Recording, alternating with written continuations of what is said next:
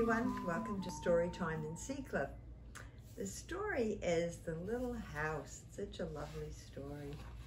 All right, I love in the front there it says her story as opposed to his story, history. Once upon a time there was a little house way out in the country. She was a pretty little house and she was strong and well built. The man who built her so well said, "This little house shall never be sold for gold or silver, and she will live to see our great-great-grandchildren's great-great-grandchildren living in her." Well, the little house was very happy as she sat on the hill and she watched the countryside around her. She watched the sun rise in the morning and she watched it set in the evening, and day followed day, each one a little different from the one before, but the little house stayed just the same. In the night, she watched the moon grow from a thin new moon to a full moon, and then back again to a thin old moon. And when there was no moon, she watched the stars way off in the distance. She could see the lights of the city, and the little house was curious about the city. She wondered what it would be like to live there. Time passed quickly for the little house as she watched the countryside slowly change with the seasons. In the spring, when the days grew longer and the sun warmer, she waited for the first robin to return from the south. She watched the grass turn green, and she watched the buds on the trees swell and the apple trees burst into blossom. She watched the children playing in the brook. And in the long summer days, she sat in the sun and she watched the trees cover themselves with leaves and the white daisies over the hill. She watched the garden grow, and she watched the apples turn red and ripen, and she watched children swimming in the pond.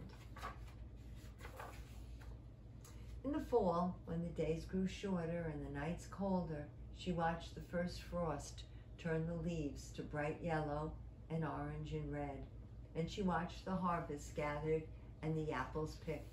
She watched the children going back to school. And in the winter, when the nights were long and the days were short and the countryside was covered with snow, she watched the children skating and coasting, and the years followed the years. The apple trees grew old, new ones were planted, the children grew up and went away to the city, and now at night, the lights of the city seemed brighter and closer. One day, the little house was surprised to see a horseless carriage coming down the winding country road. Pretty soon there would be more of them, and fewer carriages pulled by horses. Pretty soon along came surveyors, and they surveyed a little bit in front of her house. Pretty soon a steam shovel came and dug a road through the hill covered with daisies. Trucks came and dumped big stones. And finally a steamroller came and rolled it all smooth, and a road was done. Now the little house watched the tracks, the automobiles, the trucks, back and forth to the city. Gasoline stations, roadside stands, and small houses followed the new road. Everyone and everything moved much faster than before. More roads were made, and the countryside was divided into lots. More houses, bigger houses, apartment houses, schools, stores, garages spread over the land, and they crowded around the little house. No one wanted to live in her or take care of her anymore. She couldn't be sold for gold or silver, so she stayed and watched. Now it was not so quiet and peaceful. The lights of the city were bright and very close, and the street lights shone all night. This must be living in the city, thought the little house, and she wasn't sure whether she liked it or not. She missed the daisies and the apple trees dancing in the moonlight. Pretty soon there were trolley cars and going back and forth, and all day and part of the night. Everyone was so busy. Everyone seemed to be in a hurry. Pretty soon there were elevated trains going back and forth. The air was filled with soot and dust. The noise was so loud that it shook the little house. Now she couldn't tell when spring came, or summer, or fall, or winter. It all seemed about the same. Pretty soon there was a subway going back and forth underneath the little house. She couldn't see it, but she could feel it and hear it. People were moving faster and faster. No one noticed the little house anymore. They hurried by without a glance. Pretty soon they tore down those apartment houses around the little house, and they dug big cellars, and steam shovels dug down 3 stories. Pretty soon they started building up 25 stories on one side, 35 stories on the other. Now the little house only saw the sun at noon. She didn't see the moon or the stars at all because the lights of the city were too bright. She didn't like living in the city. At night she used to dream of the country and the daisies, the apple trees that danced in the moonlight. The little house was very sad and lonely. Her paint was cracked and dirty. Her windows were broken. Her shutters hang strangely. She looked shabby, although she was just as good a house as ever. Then, one morning in the spring, along came the great-great-granddaughter of the man who built the little house so long ago and so well. She saw the shabby little house, but she didn't hurry by. There was something about it that made her stop and look.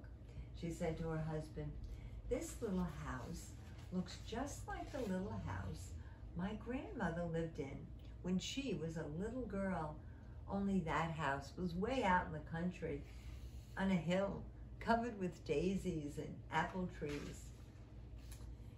They found out soon that it was the very same house.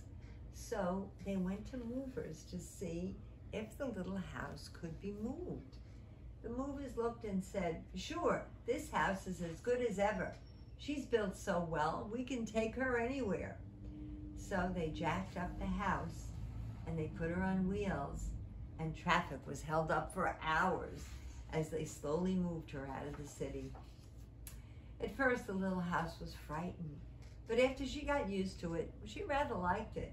They rolled along a big road.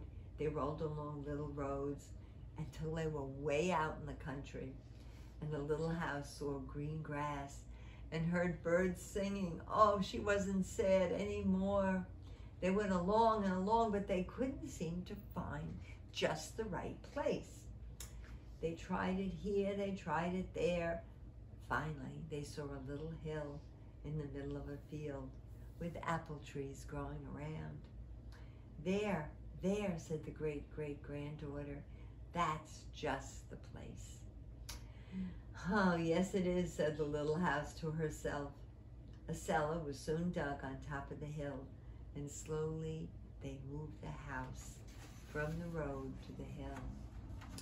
The windows and the shutters were fixed, and once again they painted her a lovely shade of pink, and the little house settled down on her new foundation.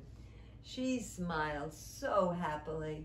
Once again, sure, she could watch the sun, the moon, and the stars. She could watch summer and spring and fall and winter come and go.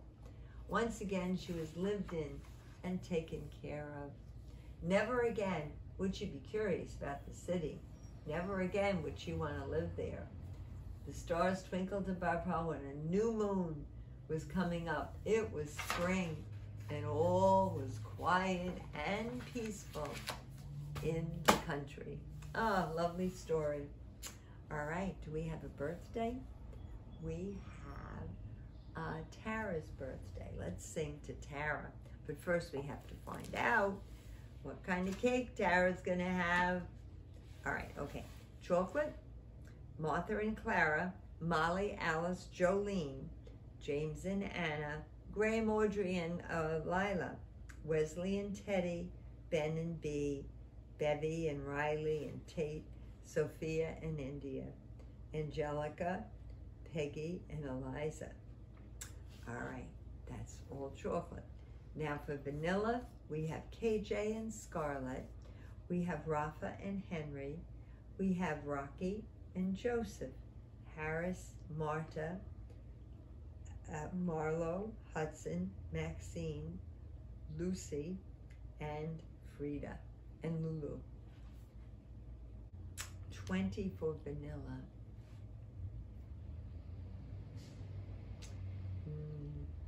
18 for chocolate. So I think it's a vanilla cake. Oh, vanilla cake, Tara. Are you ready? Happy birthday to you. Happy birthday to you. Happy birthday, dear Tara. Happy birthday to you. Thank you, Cameraman Dan. Thank you, Oberon. And remember, I love you all very, very much.